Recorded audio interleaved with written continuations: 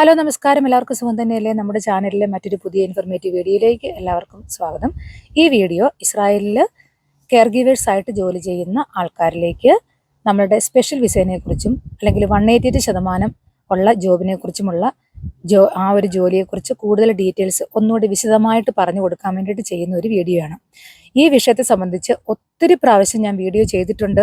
മറ്റു പല വീഡിയോകളും ചെയ്യുന്നതിൻ്റെ ഇടയ്ക്ക് ഇതിനെക്കുറിച്ച് പറഞ്ഞു പോയിട്ടുണ്ട്. പക്ഷേ ആരും അത് പ്രത്യേകിച്ച് ശ്രദ്ധിച്ചിട്ടില്ല. അതുകൊണ്ട് ഈ ഒരു വിഷയം മാത്രമായിട്ട് സ്പെസിഫൈ ചെയ്ത് ചെയ്യുന്ന ഒരു വീഡിയോ ആണ് ഇത് ചെയ്യാൻ കാരണം, കഴിഞ്ഞ ദിവസം ഞാൻ കവലോതിൽ പോയിട്ട് നമ്മുടെ ഇപ്പോഴത്തെ സ്പെഷ്യൽ വിസയും അല്ലെങ്കിൽ 188% ജോലിയും അത് തമ്മിൽ എന്തെങ്കിലും വ്യത്യാസമുണ്ടോ, പുതിയ എന്തെങ്കിലും നിയമം വന്നിട്ടുണ്ടോ എന്നൊക്കെ പറഞ്ഞിട്ട് ഒരു വീഡിയോ ചെയ്തിരുന്നു. അതിൻ്റെ താഴെ വന്ന ഒരുപാട് കമൻറ്റുകൾ ഞാൻ വായിച്ചു. എല്ലാ കമൻറ്റിനും ഒന്നും മറുപടി കൊടുക്കാനായിട്ട് സമയമില്ലാത്തത് കൊണ്ടാണ് ആ കമൻറ്റിനൊക്കെയുള്ള മറുപടിയായിട്ട് തന്നെ ഒരു വീഡിയോ ആയിട്ട് തന്നെ ചെയ്യാമെന്ന് വിചാരിച്ചത്. ഓക്കെ, അപ്പോൾ എന്താണ് സ്പെഷ്യൽ വിസ, എന്താണ് 188% വിസ, അത് മാത്രമാണ് നമ്മൾ ഈ വീഡിയോയിൽ പറയുന്നത്. പിന്നെ ഏപ്രിൽ 30 വരെ അപേക്ഷിച്ചവരുടെ റിസൾട്ടിനെ സംബന്ധിച്ച് ഒത്തിരി പേര് ചോദിക്കുന്നുണ്ട്. ഇനി എനിക്കല്ല, കവലോതിനല്ല, ഏജൻസികൾക്ക് പോലും ഇതുവരെയും അതിനുള്ളൊരു റിപ്ലൈ കിട്ടി തുടങ്ങിയിട്ടില്ല. ചില ആപ്ലിക്കേഷൻസിന് മാത്രം അവർ റിപ്ലൈ കൊടുക്കാൻ തുടങ്ങിയിട്ടുണ്ട്. അതൊരു ആരംഭം മാത്രമാണ്. അതായത് ഏജൻസി ഇല്ലാതെ വക്കീല് മുഖാന്തരം അപ്ലൈ ചെയ്തവരാണെങ്കിൽ ഏതെങ്കിലും ഒരു ഏജൻസി ത്രൂ അപ്ലൈ ചെയ്യണം എന്ന് പറഞ്ഞിട്ട് ഒരു അറിയിപ്പ് കുറച്ച് പേർക്ക് കിട്ടിയതായിട്ട് നമുക്ക് അറിയിപ്പ് കിട്ടിയിട്ടുണ്ട്. അല്ലാത്തവർക്ക് ആർക്കും ഇതുവരെയും ഒരു മറുപടി കിട്ടിയിട്ടില്ല. എല്ലാവരും പേഷ്യൻ്റ്ലി വെയിറ്റ് ചെയ്യണം എന്ന് മാത്രമേ അവിടെ പറയാനുള്ളൂ. അല്ലാതെ എന്താ പറയുക, എൻ്റെ വീഡിയോയുടെ താഴെ വന്നിട്ട് നിങ്ങൾ അതിനെക്കുറിച്ച് പറയുമെന്ന് പറഞ്ഞു, ഇതിനെക്കുറിച്ച് പറയുമെന്ന് പറഞ്ഞു, എന്തുകൊണ്ടാണ് അത് പറയാത്ത ഇത് പറയാത്ത എന്ന് ചോദിക്കുന്ന ആൾക്കാരുണ്ട്. നിങ്ങളെ എല്ലാവരെയും പോലെ ജോലി ചെയ്യുന്ന ആളാണ് ഞാനും. ഓക്കെ, എൻ്റെ ജോലി സമയത്തിനിടയ്ക്ക് എനിക്ക് കിട്ടുന്ന ഫ്രീ ടൈമിൽ എന്നെക്കൊണ്ട് പറ്റുന്നത് പോലെ ഈ വിഷയങ്ങളെ സംബന്ധിച്ച് മെയിൽ അയക്കുകയും അതിന് കിട്ടുന്ന റിപ്ലൈയും കാര്യങ്ങളും ഒക്കെ വെച്ചിട്ടാണ് നിങ്ങളിലേക്ക് ഞാൻ ഈ ഇൻഫർമേഷനൊക്കെ പാസ് ചെയ്യുന്നത്. അപ്പോൾ ആ സമയത്തെ ഒന്ന് മാനിക്കുക. എനിക്ക് കിട്ടുന്ന ഇൻഫർമേഷൻ അല്ലാതെ എൻ്റെ കയ്യിൽ നിന്ന് എടുത്ത് എനിക്ക് എന്തെങ്കിലും പറഞ്ഞ് എന്തെങ്കിലും നേടാനായിട്ട് എനിക്ക് താല്പര്യവുമില്ല, അതിന് എനിക്ക് പറ്റുകയുമില്ല. അതുകൊണ്ട് എനിക്ക് കിട്ടുന്ന ഇൻഫർമേഷൻ മാത്രമേ നിങ്ങളിലേക്ക് എനിക്ക് പാസ് ചെയ്യാനായിട്ട് പറ്റുള്ളൂ കേട്ടോ. അപ്പോൾ ആദ്യം തന്നെ എന്താണ് സ്പെഷ്യൽ വിസ, എന്താണ് 188? ഈ സ്പെഷ്യൽ വിസ എന്ന് പറയുന്നതിൻ്റെ ഹീബ്രുവിൽ പറയുന്നത് ഹ്യൂമാനിറ്റാറിയൻ വിസ എന്നാണ്. ഹ്യൂമാനിറ്റാറിയൻ എന്ന് പറഞ്ഞാൽ മാനുഷിക പരിഗണനയോട് കൂടിയുള്ള ഒരു വിസ. നമ്മുടെ നാട്ടിലൊക്കെ നമ്മുടെ മക്കളൊക്കെ +2 ഒക്കെ കഴിയുമ്പം ഹ്യൂമാനിറ്റീസ് പഠിക്കുന്നു എന്ന് നമ്മളെല്ലാവരും പറയാറുണ്ട്. എന്താണ് ഈ ഹ്യൂമാനിറ്റീസ്? എന്താണ് ഹ്യൂമാനിറ്റീസ്? മനുഷ്യത്വം, മാനവികത, അങ്ങനെയൊക്കെയുള്ള വിഷയങ്ങളാണ് ഈ ഹ്യൂമാനിറ്റീസ് അല്ലെങ്കിൽ ഹ്യൂമാനിറ്റാറി എന്ന് പറയുന്നത്. ഓക്കെ, മനുഷ്യത്വം അല്ലെങ്കിൽ മാനവികത അല്ലെങ്കിൽ മനുഷ്യത്വപരമായ ഒരു ആനുകൂല്യം അങ്ങനെ കിട്ടുന്ന ഒരു വിസയാണ് ഈ സ്പെഷ്യൽ വിസ എന്ന് പറയുന്നത്. ഇനി ഈ ഒരു മനുഷ്യത്വം അല്ലെങ്കിൽ മാനവികത അല്ലെങ്കിൽ ആ മനുഷ്യത്വപരമായ വിസ എന്ന് പറയുമ്പം രണ്ട് കൂട്ടരും ഇതിന് എലിജിബിൾ ആണ്. ഈ ഒരു കെയർ ഗീവറെ ആവശ്യമുള്ള ഒരു ഇസ്രായേൽ സിറ്റിസൺ ആയിട്ടുള്ള ഒരു ഇസ്രായേലി അല്ലെങ്കിൽ എംപ്ലോയർ അതിന് ആവശ്യക്കാരനാണ് അല്ലെങ്കിൽ ആവശ്യക്കാരിയാണ്. അതേപോലെ തന്നെ അപ്പുറത്ത് ടേക്ക് കെയർ ചെയ്യാനായിട്ട് നിൽക്കുന്ന ഒരു കെയർ ഗീവർ, അവരും ആവശ്യക്കാരാണ്. രണ്ടുപേരും ആവശ്യക്കാരാണ്. ഇതാണ് മാനുഷികത അല്ലെങ്കിൽ മനുഷ്യത്വം എന്ന് പറയുന്നത്. ഓക്കെ, ഇനി മനുഷ്യത്വത്തിലേക്ക് വരുമ്പോൾ നമ്മൾ ഒരു കെയർ ഗീവർ ഇസ്രായേലിൽ ജോലി ചെയ്യാനായിട്ട് അനുവദിക്കപ്പെട്ടിരിക്കുന്ന ആ ഒരു കാലാവധിയുണ്ട്. 4.3 4 വർഷവും 3 മാസവും അല്ലെങ്കിൽ 5 വർഷവും 3 മാസവും. ആ ഒരു കാലാവധി കഴിഞ്ഞാൽ ഇവിടെ നിൽക്കണമെങ്കിൽ നമ്മൾ ആവശ്യക്കാരാണ്. ഓക്കെ, അപ്പോൾ അതിൻ്റെ പ്രത്യേകമായ കാറ്റഗറിയിൽപ്പെട്ട പേഷ്യൻസിനെ നമ്മൾ എടുക്കാനായിട്ട് തയ്യാറായെങ്കിൽ മാത്രമേ നമുക്ക് ആ മാനുഷിക പരിഗണന കിട്ടുകയുള്ളൂ. അത് നമ്മൾക്ക് കിട്ടുന്ന ഒരു മാനുഷിക പരിഗണനയാണ്.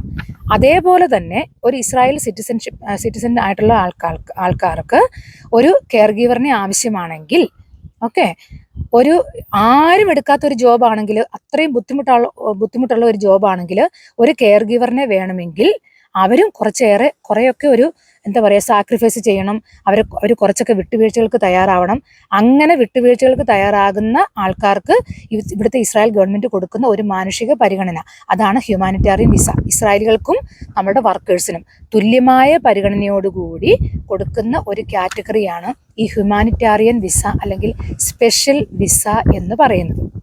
ഓക്കെ, അപ്പോൾ നിയമപരമായിട്ട് നമ്മൾക്ക് ഇവിടെ നിൽക്കാൻ കിട്ടുന്ന 4.3 അല്ലെങ്കിൽ 5.3 എന്ന് പറയുന്ന ആ ഒരു കാലാവധി കഴിഞ്ഞിട്ട് നിൽക്കുന്ന ഒരു കെയർ ഗീവറിന് ഇവിടെ ഒരു സ്പെഷ്യൽ വിസ കിട്ടണമെങ്കിൽ അതിന് അതിൻ്റെതായ മാനദണ്ഡങ്ങളുണ്ട്.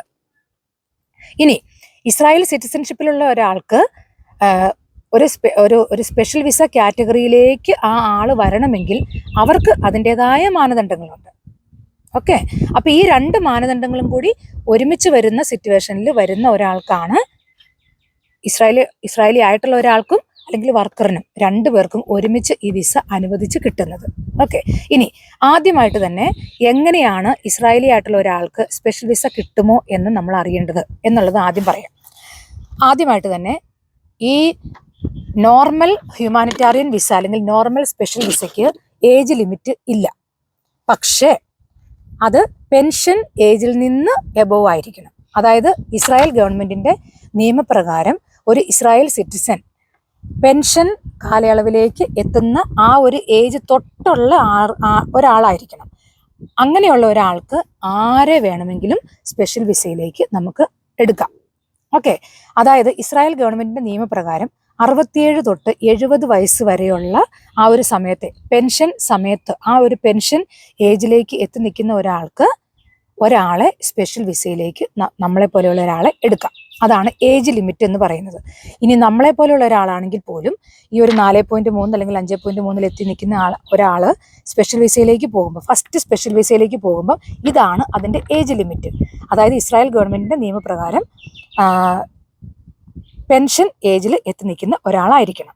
ഓക്കെ, ഇനി അവിടെ ആ പെൻഷൻ ഏജിൽ നിൽക്കുന്ന ഒരാൾക്ക് ആർക്ക് വേണമെങ്കിലും സ്പെഷ്യൽ വിസ കിട്ടും, ഇസ്രായേൽക്കാർക്ക്. ഇനി നമ്മുടെ ആൾക്കാർക്ക് എങ്ങനെയുള്ള ആൾക്കാരായിരിക്കണം സ്പെഷ്യൽ വിസയ്ക്ക് അപ്ലൈ ചെയ്യേണ്ടത് എന്നുള്ളത്. 1, ഇസ്രായേലിൽ വന്നതിന് ശേഷം 8 വർഷത്തിൽ കൂടാൻ പാടില്ല, 8 വർഷത്തിന് ബിലോ ആയിരിക്കണം. 2, 8 വർഷത്തിന് താഴെ ആണെങ്കിൽ പോലും നമ്മളുടെ ജോബ് നമ്മളെ ടെർമിനേറ്റ് ചെയ്തതോ അല്ലെങ്കിൽ പേഷ്യന്റ് നമ്മളെ ടെർമിനേറ്റ് ചെയ്തതോ നമ്മൾ അങ്ങോട്ട് റെസിഗ്നേഷൻ കൊടുത്തതോ ആയിരിക്കരുത്.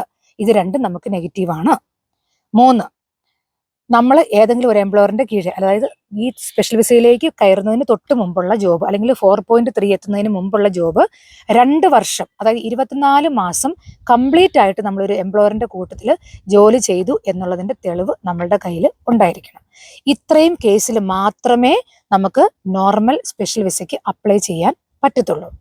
8 വർഷത്തിന് മേലെയുള്ളവരാണെങ്കിൽ നേരെ 188 മാത്രമേ നമുക്ക് പോകാനായിട്ട് പറ്റത്തുള്ളൂ.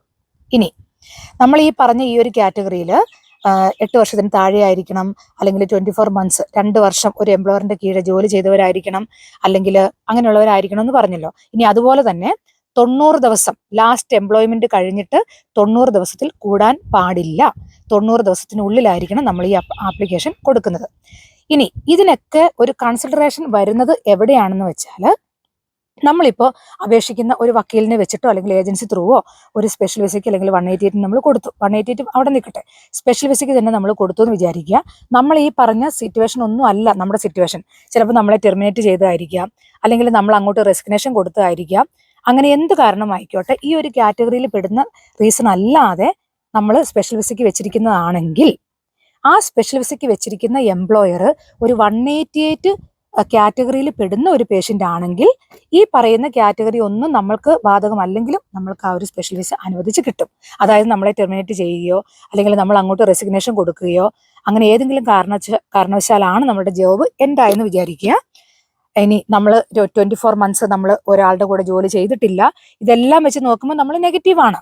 പക്ഷേ നമ്മൾ അപേക്ഷിച്ചിരിക്കുന്ന എംപ്ലോയർ ഒരു 188% അലൗഡ് ആയിട്ടുള്ള ഒരു പേഷ്യൻ്റ് ആണെങ്കിൽ നമുക്ക് അവിടെ ഈ സ്പെഷ്യൽ വിസ അനുവദിച്ച് കിട്ടും. അത് മാത്രമാണ് നമ്മൾക്ക് കിട്ടുന്ന ഒരു ആനുകൂല്യം. അപ്പൊ അങ്ങനെ കിട്ടുന്ന വളരെ ചെറിയ എന്താ പറയുക പെർസെൻറ്റേജിലുള്ള ജോബും കാണിച്ചുകൊണ്ടാണ് ഇവിടുത്തെ ഏജൻസികളും വക്കീലന്മാരും ഏജൻസികളും ഒക്കെ നിങ്ങളുടെ കയ്യിൽ നിന്ന് പൈസ മേടിക്കുന്നത്. അപ്പൊ നിങ്ങൾ ഇതൊന്നും മനസ്സിലാക്കിയാൽ മതി. ഈ ഒരു കാറ്റഗറി അനുസരിച്ച് മാത്രമേ മിസ്രാദപ്പിനെയും സ്പെഷ്യൽ വിസ അപ്രൂവ് ചെയ്യുകയുള്ളൂ. 8 വർഷത്തിന് ശേഷമുള്ളവരാണെങ്കിൽ ഒരു കാരണവശാലും ഫസ്റ്റ് സ്പെഷ്യൽ വിസയ്ക്ക് കൊടുത്താൽ കിട്ടത്തില്ല, 188 തന്നെ കൊടുക്കണം.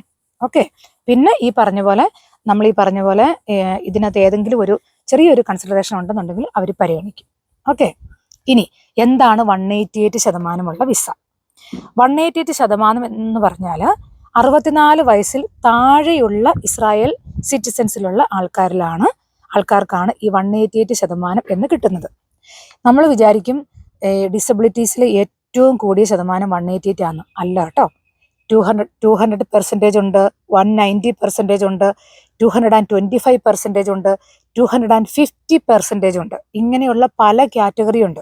പക്ഷെ നമ്മൾക്ക് വിസ അനുവദിച്ച് കിട്ടാൻ ഏറ്റവും ഹയസ്റ്റ് ആയിട്ടുള്ള ഡിസബിലിറ്റി എന്ന് പറയുന്നത് 188% ഡിസബിലിറ്റി എന്നുള്ളതാണ്.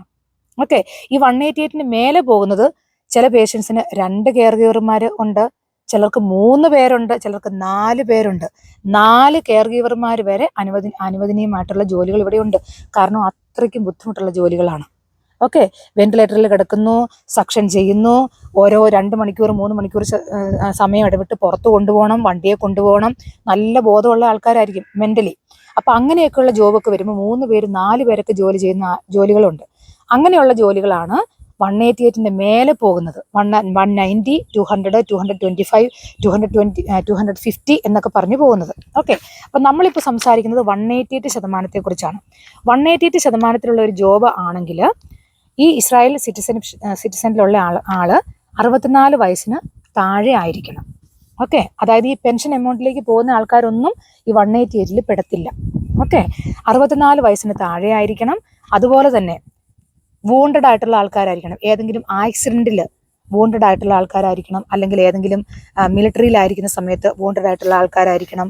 അല്ലെന്നുണ്ടെങ്കിൽ സ്പെഷ്യൽ ചിൽഡ്രൻ ഉണ്ട്, അല്ലെങ്കിൽ സ്പെഷ്യൽ ചിൽഡ്രൻ ഉണ്ട്. അതായത് മെന്റലി റിട്ടയർഡ് ആയിട്ട് തന്നെ ജനിക്കുന്ന ആൾക്കാർ, ഓട്ടിസം ആയിട്ട് ജനിക്കുന്ന ആൾക്കാർ, ഡൗൺ സിൻഡ്രം ആയിട്ട്, അങ്ങനെ ഭയങ്കരമായിട്ട് മറ്റുള്ള ഒരാളുടെ സഹായം ഇല്ലാതെ ജീവിക്കാൻ പറ്റാത്ത അവസ്ഥയിൽ ജനിക്കുന്ന ആൾക്കാരുണ്ട്.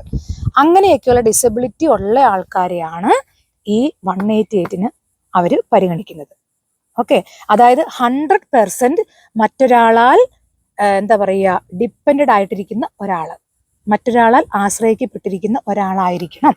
എന്നാൽ മാത്രമേ അത് 188 പെടുകയുള്ളൂ. അപ്പോൾ ഹാൻഡിക്യാപ്ഡ്, അല്ലെങ്കിൽ സ്പെഷ്യൽ നീഡഡ് ചിൽഡ്രൻ, അതായത് അല്ലെങ്കിൽ വൂണ്ടഡ് ആർമി പീപ്പിള്, അല്ലെങ്കിൽ ഏതെങ്കിലും ആക്സിഡന്റിൽ വൂണ്ടഡ് ആയിട്ടുള്ള സ്പെഷ്യൽ ആയിട്ടുള്ള ആൾക്കാർ, അങ്ങനെയുള്ള ആൾക്കാരെ മാത്രമാണ് 188 അവർ പരിഗണിക്കുന്നത്. ഒത്തിരി പേരെന്നെ വിളിച്ച് ചോദിക്കാറുണ്ട്, ചേച്ചി എൻ്റെ പേഷ്യൻ്റ് രാത്രി ഒട്ടും ഉറങ്ങാറില്ല, വീൽ ചെയറിലാണ്. ഇതൊന്നും 188 പെടുത്തില്ല. 188 അതിൻ്റെതായ മാനദണ്ഡങ്ങളുണ്ട്. അപ്പോൾ ഈ 2 കാറ്റഗറിയിലാണ് നമ്മുടെ സ്പെഷ്യൽ വിസയും 188 പോകുന്നത്. അതുകൊണ്ട് സൂക്ഷിച്ച് മാത്രം വിസകൾക്ക് അപ്ലൈ ചെയ്യുക. പിന്നെ ഒരു കാര്യം കൂടെ ഞാൻ പറയാം. ഒത്തിരി പേര് ചോദിച്ചൊരു സംശയമാണ്, ഒരു പ്രാവശ്യം സ്പെഷ്യൽ വിസ കിട്ടിയിട്ട് നമ്മൾ അങ്ങോട്ട് റെസിഗ്നേഷൻ കൊടുക്കുകയോ അല്ലെങ്കിൽ അവർ ടെർമിനേറ്റ് ചെയ്യുകയോ ചെയ്താൽ പിന്നീട് ഒരു നോർമൽ സ്പെഷ്യൽ വിസയ്ക്ക് കിട്ടുമോ ഇല്ലെന്ന്. കിട്ടത്തില്ല കേട്ടോ. ഒരു സ്പെഷ്യൽ വിസ ഒരു പ്രാവശ്യം നമുക്ക് കിട്ടിയാൽ ആ വിസ ഏത് കാരണവശാൽ നമുക്ക് കട്ടായി പോകുന്നു, പേഷ്യൻ്റ് മരിച്ചു പൊക്കോട്ടെ, ബത്തവത്തിലോട്ട് മാറ്റിക്കോട്ടെ, ഏത് കാരണവശാലും നമുക്ക് ആ ജോലി പോയാൽ രണ്ടാമത്തെ ചാൻസ് നമ്മൾക്ക് 188 മാത്രമേ കിട്ടത്തുള്ളൂ. അൺഫോർച്ചുനേറ്റ്ലി ഇസ്രായേലിലെ നിയമം അങ്ങനെയാണ്, നമ്മൾക്കൊന്നും ചെയ്യാൻ പറ്റത്തില്ല. അതുകൊണ്ട് സ്പെഷ്യൽ വിസ അനുവദിച്ച് കിട്ടുന്നവർ ഏതെങ്കിലുമൊക്കെ രീതിയിൽ അഡ്ജസ്റ്റ് ചെയ്യാൻ പറ്റുമെന്നുണ്ടെങ്കിൽ അതിൽ തന്നെ അഡ്ജസ്റ്റ് ചെയ്യാനായിട്ട് ശ്രമിക്കുക. കാരണം നമ്മൾ റിസൈൻ ചെയ്തിറങ്ങുകയോ അവർ നമ്മളെ ടെർമിനേറ്റ് ചെയ്യുകയോ ചെയ്തു കഴിഞ്ഞാൽ പിന്നീട് ഒരു വിസ കിട്ടാൻ ഭയങ്കര പ്രയാസമാണ്. അത് 188 മാത്രമേ കിട്ടത്തുള്ളൂ കേട്ടോ. അപ്പോൾ 188 എന്താണ്, സ്പെഷ്യൽ വിസ എന്താണ് എന്നുള്ളതിൻ്റെ സംശയം എല്ലാവർക്കും മാറി എന്ന് വിശ്വസിക്കുന്നു. പിന്നെ ഏപ്രിൽ 30 വരെ സബ്മിറ്റ് ചെയ്തിരിക്കുന്ന ആപ്ലിക്കേഷൻസിൻ്റെ റിസൾട്ടിന് വേണ്ടിയിട്ട് നിങ്ങളെ എല്ലാവരെയും പോലെ ഞാനും വെയിറ്റ് ചെയ്യുന്ന ഒരാളാണ്. എല്ലാ ദിവസവും പറ്റുന്ന ഏതൊക്കെ സമയത്ത് ഫ്രീ ടൈം കിട്ടിയാലും ഞാൻ അതിനുവേണ്ടി തന്നെയാണ് ശ്രമിക്കുന്നത്. ഈ ഓരോ പ്രാവശ്യവും ഓരോരുത്തരുടെയും ആവശ്യത്തിന് വേണ്ടിയിട്ട് കവലോതിന് പോകുമ്പോഴത്തേക്കും അവരോട് ഞാൻ പറയുന്നതും ഈ കാര്യം തന്നെയാണ്. അതിന് കൃത്യമായൊരു മറുപടി കിട്ടിയാൽ എത്രയും പെട്ടെന്ന് നിങ്ങളിലേക്ക് എത്തിക്കാനായിട്ട് ശ്രമിക്കുന്നതായിരിക്കും. അതുകൊണ്ട് നമ്മൾ ഉപേക്ഷ വിചാരിക്കുന്നതല്ല കേട്ടോ.